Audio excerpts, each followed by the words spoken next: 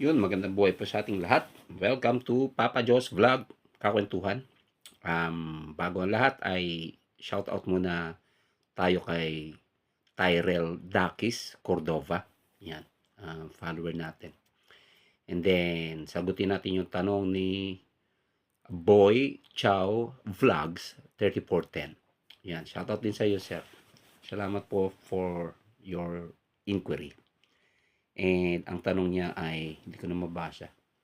But, ang natatandaan ko ay, Sir, kahit po ba sa bahay, magtinda ay kailangan pa rin ng fire permit? Um, Sideways muna tayo, no? Side stories. Ang isa sa pinakamaganda talaga, magtinda sa bahay, no? Kasi ang advantage ng nagtitinda sa bahay ay napakarami. Sabi nga sa time, money, and energy. Una sa time, pag sa set up, di ka na ganong set up, uwi, punta sa pwesto, punta, uwi, no? Magta-take ng time yan. So, one of the best things sa nagtitinda sa bahay ay you can save your time and energy. Siyempre, yung energy, labor mo, manpower mo, andyan na yung mga mahal mo sa buhay, kapatid, relatives, or pinsan, nanay, tatay, anak, pwede mo na makatulong. So, medyo nakakabawas din yan sa manpower, sa labor. And sa money, especially kasi hindi mo na kailangan mangupahan. May mga paupahan na magagandang upahan na nasa commercial spaces and commercial places na umabot ng 15,000, 20,000. So, yung lagi nating nasasabi ay, yung kinikita natin napunta na sa nagpapaupa. So, yun. And then, Boy Chow Vlogs 3410, paumanhin na, pero medyo nakakalito yung kailangan pa ba ng fire permit. Una kasi pag sa bahay ka lang nagtitinda, again, paunang salita ko po ay pag sa bahay nagtitinda ay hindi na kailangan ng business permit. As of my experience na nagtinda ako ng isang taon na nagtinda ako ng barbecue sa bahay, sa garahe, hindi ko na kailangan ng business permit.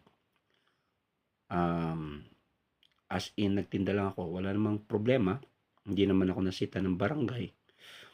And furthermore, marami rin akong kaibigan na nagtitinda sa bahay. Actually, may mga booth na yun or food cart, nagtitinda ng fried chicken, ano pa ba, sisig, and buy one take one hamburgers.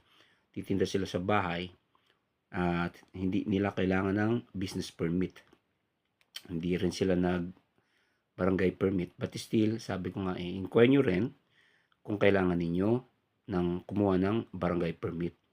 But as of my experience, hindi po ako nasita, wala po akong naging problema. And to the point na may kumakain na nga doon sa garahian namin na naglagay ako ng tables, something like 4 tables, wala pa rin pong naging problema. At sa ibang mga nakita ko, sa aking karanasan at sa akin na tunghayan, ay wala naman pong naging problema. Even though they have this little food cart.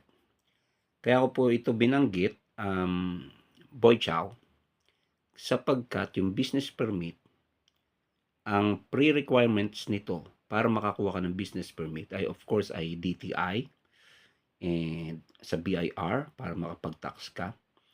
As of my experience before, like 20 years ago, kailangan pa nga ng SSS niyan kasi baka may manpower ka or laborer or employee, kailangan pong pa nga ng SSS yan. But that was before.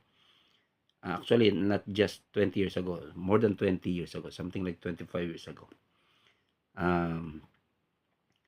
Balik tayo doon, yung business permit, ayun, ang pre-requirement din dyan na papaloob ay ang fire inspection from the fire department na mag-i-issue sa iyo ng fire extinguisher. Yearly yata yan, na pinapalitan yung fire extinguisher. But back to the point, ang business permit pre-requirements niya ay fire inspection at fire extinguisher.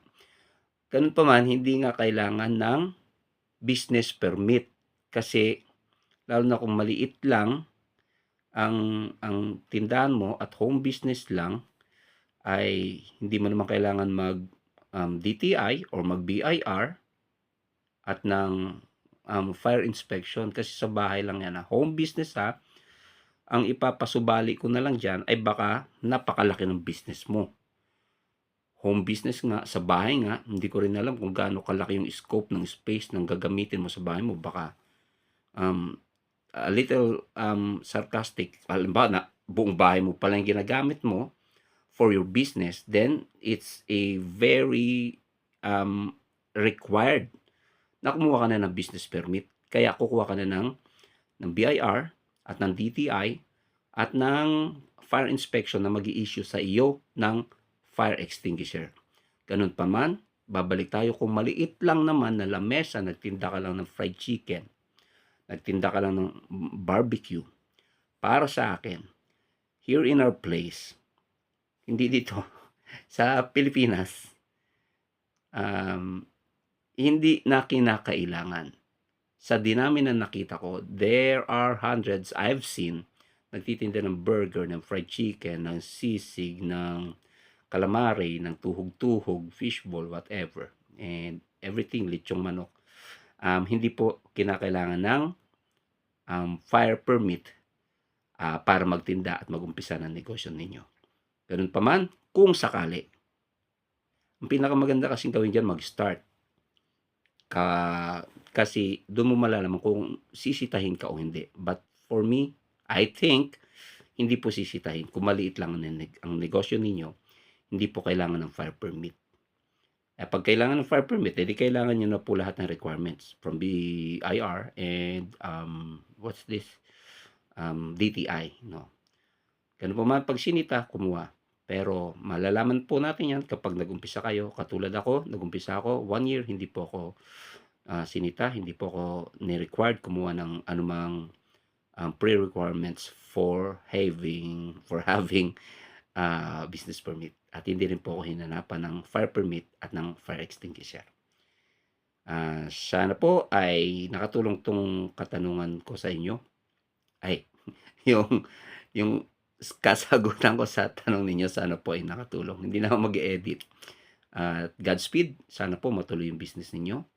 Isa sa pinakamagandang gawin sa buhay natin para maka-extra income tayo ay ang magnegosyo. Pasukin ang negosyo, mag-aral, matuto, at gumaling sa negosyo. God bless po. Maraming salamat. Sir Boy Chow Vlogs 3410. Salute.